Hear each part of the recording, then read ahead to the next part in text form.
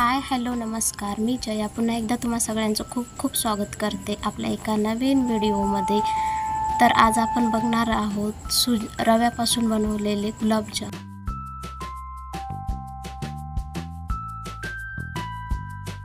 चला तर मग रेसिपीला सुरुवात करूया। त्यासाठी मी इकडे घेतलेला आहे 1 वाटी रवा। हा बारीक रवा आहे, तुम्हालाही बारीकच रवा घ्यायचा आहे। तर टाकणार आहोत 1 चमचा तूप। तर या तुपामध्ये आपल्याला रवा थोडासा 2-5 मिनिटं असा मंद आचेवर छान असा भाजून घ्यायचा आहे। तुम्ही नाही भाजून घेतला तरी सुद्धा चालेल, पण भाजून घेतल्यामुळे आपले गुलाबजामुन छान असे बनतात। त्यामुळे आपल्याला रवा थोडासा असा भाजून घ्यायचा आहे। तुम्ही बघू शकता मी इथे फक्त हलकासा कलर येईपर्यंत रवा भाजलेला आहे। आणि कलरसाठी तुम्ही याच्यात केशर घालू शकता। मी केशरच्या जागी 1 चिमूट हळद घातलेली आहे, त्यामुळे आपल्या याचा कलर थोडासा गुलाबजामुच्या उंड्यासारखा दिसेल। तर तुम्ही बघू शकता इकडे मी 1 वाटी रवा घेतला आहे, त्याच वाटीने आपल्याला इथे 2 वाटी दूध लागणार आहे। तर मी थोडं थोडं करून 1 वाटी दूध आधी टाकते, त्यानंतर जसं लागेल तसं मागून 1 वाटी दूध आपल्याला टाकायचं आहे। पण जे गॅस आहे तो आपल्याला एकदम कमी ठेवायचा आहे, नाहीतर गुठळ्या पडून जातील। आणि मंद आचेवर त्याला हलवत थोडं थोडं दूध सोडत मिश्रण आपल्याला छान असं मिक्स करून घ्यायचं आहे। आणि त्यात ज्या गाठी होतात त्या पूर्ण फोडून घ्यायच्या आहेत। तुम्ही बघू शकता इकडे माझ्याच्यानंही बऱ्यापैकी गाठी झालेल्या आहेत, पण मी कशा प्रकारे फोडते ते बघा। आणि अशा गाठी फोडून घेतल्याच्या नंतर एका ताटाला तूप लावून किंवा तेल लावून घ्या, म्हणजे जे आपण त्यामध्ये जे मिश्रण टाकू ते त्या ताटाला चिटकणार नाही। मिश्रण आपलं बनवून तयार आहे, तुम्ही बघू शकता।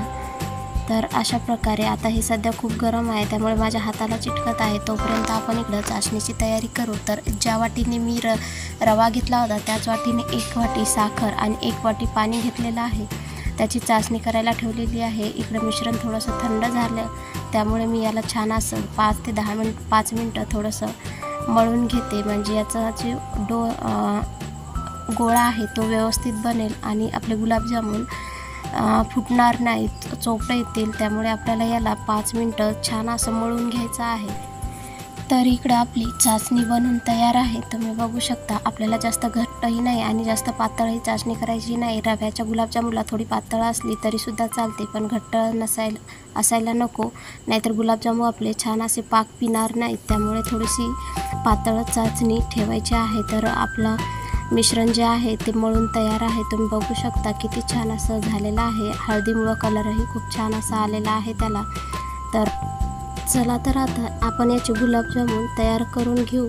बघू शकता तुम्ही किती फास्ट असे गुलाबजामुन याचे केल्या चाललेले आहेत आणि एकदम चोपडे, त्याला कुठलाही क्रॅश पडत नाही आहे आणि फुटतही नाही आहेत। खूप चोपडे आणि मस्त असे गुलाबजामुन आपले तयार होत आहेत।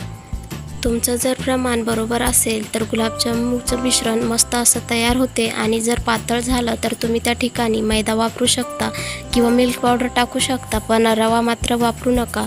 रव्यामुळे तुमचे गुलाबजामुन जे आहेत ते थोडे दाणेदार दिसतील, त्यामुळे मैद्याचा किंवा मिल्क पावडरचा तुम्ही वापर करू शकता। तर इकडे मी सर्व गुलाबजामुन तळून घेत आहे। तर तळताना खूप मंद आचेवर आपले गुलाबजामुन तळायचे आहेत, नाहीतर गरम तेलात फुटायची जास्त भीती राहते रव्याच्या गुलाबजामुनची।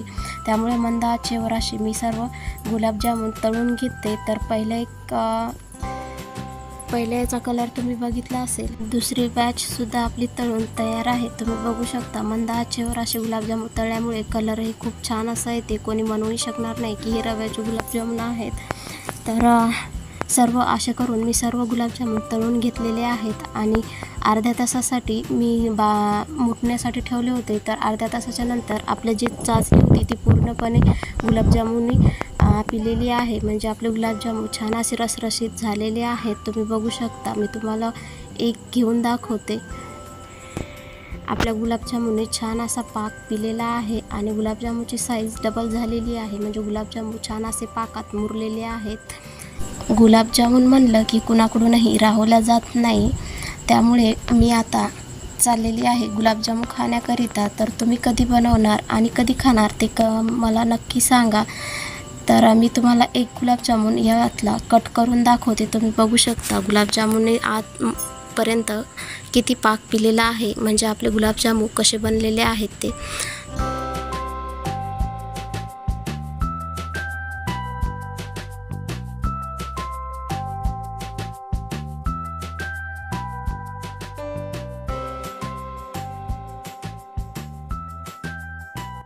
चला तर मग व्हिडिओ इथेच संपवते. व्हिडिओ आवडला असेल तर चॅनलला लाईक, शेअर आणि सबस्क्राईब करायला मात्र विसरू नका, कारण आपलं नवीन चॅनल आहे.